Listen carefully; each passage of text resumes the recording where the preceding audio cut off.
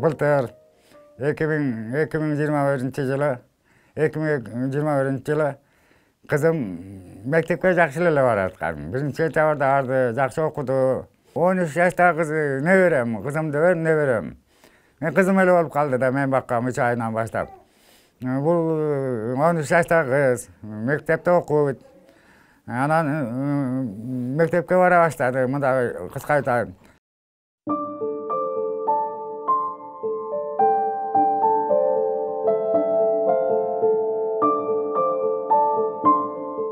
Ноябрь айында эле мектептен кала баштады. Сабакка барып, ата ичим ооруп атат. Партага отурсам эле ичим ооруп атат деп 1-2 сабактан кийин эле келе баштады.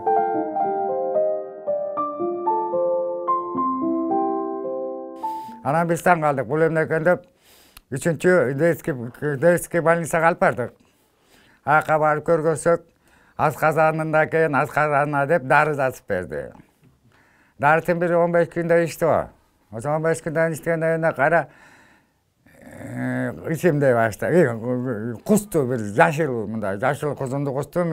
Hatta ben momda yaşıl kuzu atam dedi. Ana ben de turadı asqazanda bir yaşıl zatlar bolup eken oşo çıkıp atağı dep bizge jakыныраак 3-чү больница эме 3-чү поликлиникага алып бардым. 3-чү поликлиникадан алып барсам эле аякта bir врач көрүп жалга ошого алып баргыла өзү эме шланги жуттургула dedi. Аяк алып барып врачка шланги жуттурдум. Врач жаш жигит экен, ал айтты, байке кызыңарды УЗИге түшүргүлө деди. Анан ал жерден эле кагаз жазып берди, УЗИге алып бардым.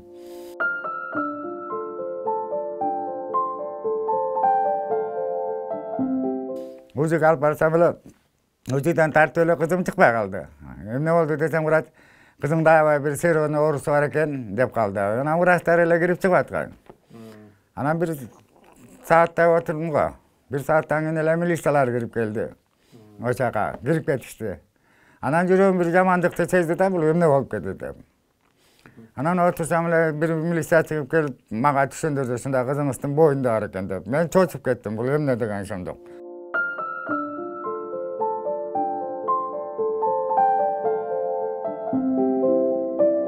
13 жаштагы кыздын анан таң калдым да. Ошо жерден келе салып эле бир эмеге алып барды. Ушу Оський базар жакта бир эме бар. Атын унутам. Аяктан алып келип Первомайский эмеге ровдого алып келишти. А жерден суракка алышты. Кызым болгонун айтып берди. Мен ошондо кызымдын оозунан уктум. Бир бала бар экен да, эми ошо бала менен таанышып, ал сүрөткө тартам, антимитем деп кызымдын оозунан укканым да. Мындай дейт, ал сүрөткө тартам деди, анан митем деди деп анан ошо жерден мындайча кыргызча айтканда зордуктап коюпту. Кызым өзү айтып атат да. Андан кийин ал бала кара бир эмес 2-3 жолу кызымды коркутуу жолу менен чакырган экен. Эси чоо бирдеме болсо мен ушундай жаям ата-анаңа жерменде болосуң деп. Анан кызым айтып атат мага ошондой деп. Мен кызымдын оозунан ошондой угуп атам да, ага жер уккан эмесмин мындай деп. Түшүмө да кирген эмес. Анан кызым өзү айтат, эмне балага айткан окшойт да. Мен боюмда болуп калса эмне деп жоюсуң деп, ал боюңа болбойт, эчтеке болбойт деп коюптур да. Мына менин түшүнүм ошол болуп атат да. Мында бул боюнда болгон кыз бул больница атам оңдо болду деп айтпайт эле да. Бул айтат эле да. Кичинекей кыз да бул.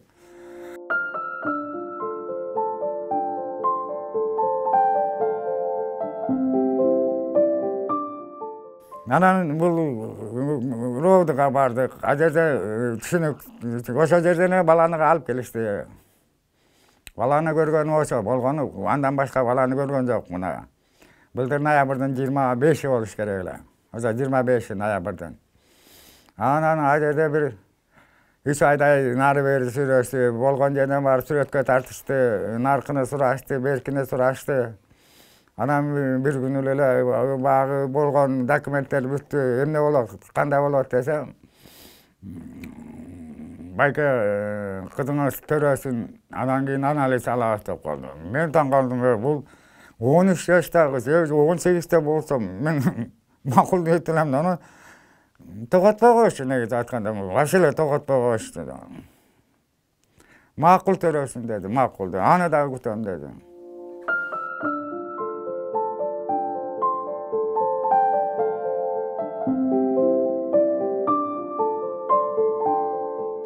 Kızım aprelden 25'inde töredi. Kuday kaçı kız. Aşanda kızım 13 yaşındaki törötten ölüp kalsa ne olur dedi.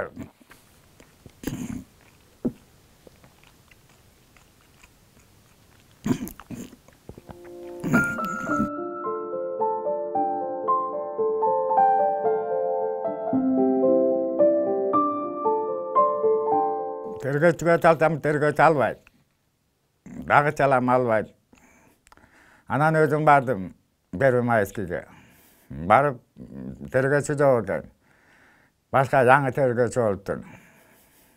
Начальник da жаңы oluptur. Түс эле начальнигине кирдим. Байке момунда болду эле десем, кандайча болмой, эмне камалбай жүрөт деп мен делошу менен таанышайын деди. Макул дедим, кеттим. Bir üç günden keyin barsam, начальник hazır dep tergöçüge çalsam, tergöçüsü bir yerde жүрüptür. Bir yaş lisans kız gelip maga birden onu okup berip atat. Meninkisine kulaktan karturak. Emne deyse desem, aytып atat demi, kızım, bala ne verem, bir yaşka çıkandan keyin bunu analizini alış gerek ekan deydi. Men çalkaman kettim, bul kanday bolobу? Ойлонгулачы өзүңөр мындай тереңирээк. 13 жаштагы жыкыз. Ай төрөсүн деди, макул дедим. Андан кийин эми 1 жаштан кийин эме дейбиз, анализин алабыз деди. Бала моюнга такыр албай атат деди. Бул неберемдин азыр ошондо барып тааныштырган кызы, өзүнүн тааныштырган кызы. Бар ал түшүнүк жазып берген. Дагы бир подружкасы бар, тааныштырган, алда тааныштырган, алда таанытыган. Анан ал жок. Мен болгон эмес деп койсо эле силер ошого ишенип каласыңар. Мына азыр кызым ыйлап атат дегенем. Атам, мага ишенбейсиңер, ошого ишенип атасыңар. Эмне өкмөт барбы деп атат.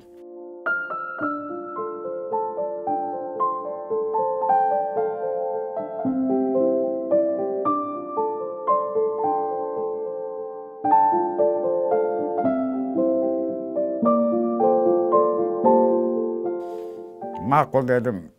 Men ошондо кызга айттым. Мен кайда барсаң, ушуну уганбы десем, барган жериңиз кыласыңыз эле. Ал дагы эчтеке эмес. Алар 1 жылдан кийин $600 даярдап койгула деди. Бизде акча андай эме жок, $600 жазылып экен негизи, кагазда окуп бер. $600 керек экен.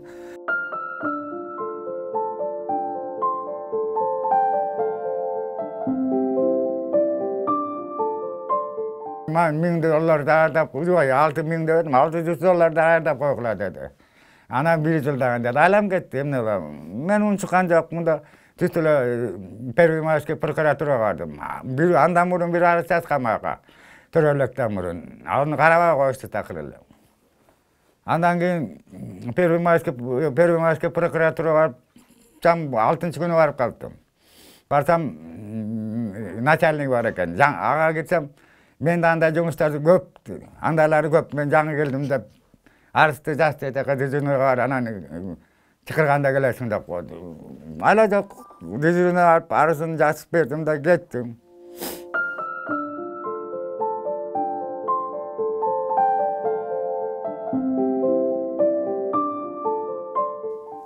Bir ayday öttü.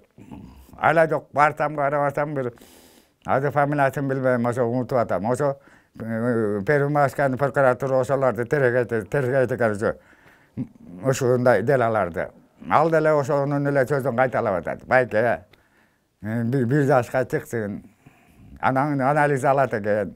Анан кийин ана атасы болсо, анан кийин анан соттойт экен, ага дери камай албайт экен. Макул дедим, ушул эле башка жолуңар жокпу деп, эч кайда кайрылган жокмун да, түз генеральный прокуратурага барып арызымды жаздым. Генеральный прокуратурадан жооп күтсөм, андан жооп жок. Өзüm кайра бардым Генеральский прокуратурага. Ага барсам ал болсо Гаратовского которуп коюптур. Гаратовского бардым. Гаратовского барсам эле кайра ушул жооп болуп атат да. Кайра эле. Жооп байке. Каратовка деле ошо жанакы Первомайский, мен Первомайский жанакынды айтып атпайбы. Көзү бала мойнуна албай атат. Кызыңар бирге, небереңер бирге чыксын. Акча керек экен. Анан кийин анализин чыгарабыз. Анан кийин анан камабыз деп.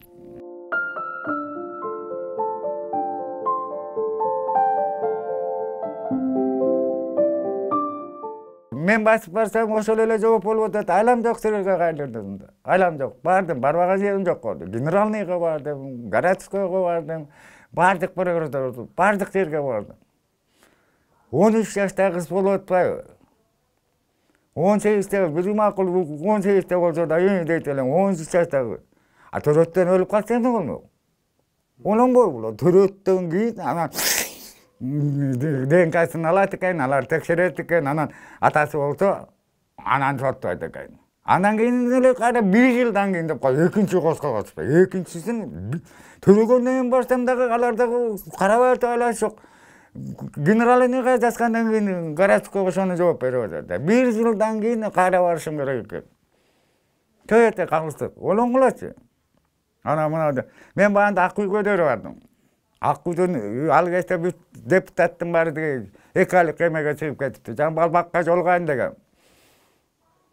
Укуктан жакшы кичи мында карасаң ушуларды каран деп. Киргизбей коюшту. Жок, ал элдин баары өтүп кетет. Анан эмне кылам? Айла жок. Бияка келдим. Ойлонсоңор, чыгып кетет бул. Эмне калыштык бул жерде? Анан ой айтасыңар, 13-те, 18-те болсо макул дейт эле, макул. Менин мага эчтекенин кереги жок. Мага только кызымдын актыгы керек. Ак, монда кызымды акташым керек, мондай деп. Бул зордукталып атат. Өзү барып жатып берген жок. Кызымды айттым, какшадым. Апасы да какшады. Жок, ата мен анда мен деп. Азыр сүйлөгөндөн корком. Мына 5 ай болду төлөгөндө. Ала жап ушул жерге келип кайрылып атам. Кичине мага жардам берип койгула. Мага менин небереме окшогон канча кыз сыздап жүрөт ошо баладан, айта албай. Да кызым өзүн билбей, УЗГге барып түшүп, ушул билинип калды да. Эмне дейм башка? Башка эчтеке дейм, только жардам сурайм силерден. Ойлонсоңор, кайдагы калыстык. 13 жаштагы кыз мына 5 айлык баланы көтөрүп алып жүрөт. Мектеп башталды. Эртең окуш керек эле. Бүгүн окуш керек болчу, эртеңден да. Билбейм эмне кыларды. Кайдагы калыстык, Билбейм, жанагы камчы байкеге деле айтат элем, карап койгулачы шуларды. Койгулачы. Болду, башка эмне да.